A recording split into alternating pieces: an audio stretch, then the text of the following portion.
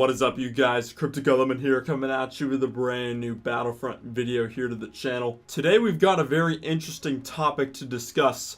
From the way I've seen people react to this, it's either people would love this to happen or people would hate this to happen, not really an in-between. And that is, should non-film Star Wars characters or content be in Star Wars Battlefront 2. Now, before you guys go type into the comment section, I would like for you guys to please just watch the video and listen to all the points I would like to make. Listen to what I have to say, and then you can feel free to go talk in the comment section, because I do want to bring some things up that I don't think have been brought up before. So, back to the question at hand. Should non-film content or characters be in Battlefront 2? So technically, we already have non-film Star Wars content in Battlefront 2 when it comes to weaponry, equipment, and reinforcements. We have the clone Jump Trooper, who is inspired by the 501st Clone Jet Trooper in Star Wars The Clone Wars. They've even got the same exact markings, except the Jump Trooper has more of like a brownish, maroonish color scheme of markings. We have the Blurg 1120 holdout blaster, which is actually Harrison Dula's blaster from Rebels. And then we've got the clone officer that was featured in Star Wars Battlefront and made a return to Battlefront 2. Now, I could keep going about all the weapons, equipment, and homages overall that EA's Battlefront 1 and Battlefront 2 has made in their games to the non-film Star Wars content, such as the books, comics, TV series, etc. But what about fan favorite characters from outside the film, such as Ahsoka Tano, Captain Rex, ARC Trooper 5's Cad Bane? Should characters be brought over into Battlefront 2? Now, there's two sides to the argument on whether or not they should be in Battlefront 2. I've seen many people out there say how much they would like to see characters like Ahsoka or Rex in Battlefront 2, just because they're some of their favorite Star Wars characters of all time, regardless of whether they're in the films or not. They still play a critical role in the cohesive Star Wars universe. So from what I've seen, the people who would be against this idea claim that Battlefront should try to stick more to the films when it comes to content.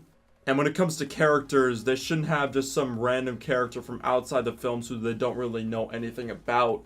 They don't know their story, they don't know who they are. They feel as though they shouldn't have to delve into non-film Star Wars content to learn what role a certain character has in the Star Wars universe. At least that's just how I've seen people react to this matter. Another concern that some people would have, for example, if an animated character were to come into Star Wars Battlefront 2, would that translate well from animation to Frostbite animation for Battlefront 2? How would that look? So I would say that's pretty much both sides of the argument. There might be a couple minor reasons that I might have left out, but for the most part, that's pretty much why people would want it to happen, why people wouldn't want it to happen. Now, in my personal opinion, you guys can have a totally different opinion. That's totally fine.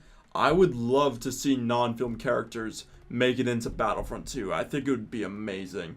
Let me explain my reasoning on why I would like to see it. So first off, if they make an announcement that, let's say, Ahsoka Tano is going to be in Battlefront 2, that'll open up the door to a whole number of possibilities they could do for content. New heroes, just, it's endless how many characters they could bring in if they decided to go with non-film characters. Now, in my opinion, the whole notion of, characters who weren't in the films shouldn't be in Battlefront 2.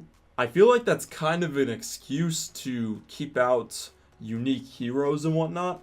Like, yeah, it's totally possible for someone not to know who Rex is, because, he wasn't in the movie. But it's still very possible for someone who hasn't seen the Clone Wars to enjoy the way he plays in Battlefront 2. Let's say he has awesome abilities, he's really good, and he's just an overall great hero to play as. I don't necessarily think it matters if people know who he is or not.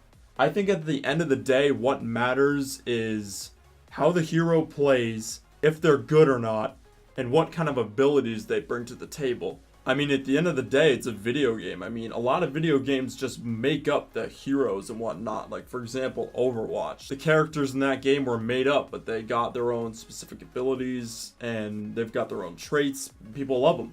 And going back to the whole question of could they make the jump from animation to realistic video game graphics, could they do that? I 100% think yes, it is totally possible. We've seen Star Wars games do this in the past. Hell, Battlefront 2 did this, guys. I don't know if you guys know this, but there was a DLC exclusive to the Xbox for Battlefront 2 where it included Kit Fisto, the way he looked from the 2003 Clone Wars animated show on Cartoon Network, as well as Asajj Ventress, the way she looked in that show. So technically, non-film characters have already made it into the Battlefront franchise, and we kind of got to see what that looked like. Now, Kit Fisto, I mean, he was in the movies, so they kind of had a little more to work with when it comes to what he would look like in a more realistic fashion. But Ventress was a totally different story. We've also got Star Wars Force Arena, a mobile game for Android and Apple devices. As you can see, we've got a more, I don't want to say realistic, but animation that matches up to the rest of the game for characters like Ezra Bridger, Kanan Jarrus, and Dr. Aphra.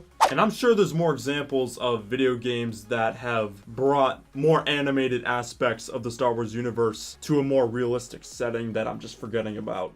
I'm also sure if they were to go through with bringing non-film characters in to make the jump from animation to video game graphics, I definitely think they would have Lucasfilm step in and really give a helping hand to make sure this gets done right. But yeah, guys, that's going to be wrapping it up for today's Battlefront discussion commentary. I hope you enjoyed it. Let me know what you guys think about non-film characters making it into Battlefront 2. Would you like to see it happen? Personally, I would love for it to happen. It would open up so many opportunities for new characters and whatnot to come into Battlefront 2. Let me know what your guys' opinion is down in the comment section below. Thank you guys so much for watching the video. It really means a lot to me. Don't forget to smash that like button down below. Subscribe to join the ever so growing table of elements. And I'll catch you guys in the next upload. KrypticElement out of here. Take it easy, guys.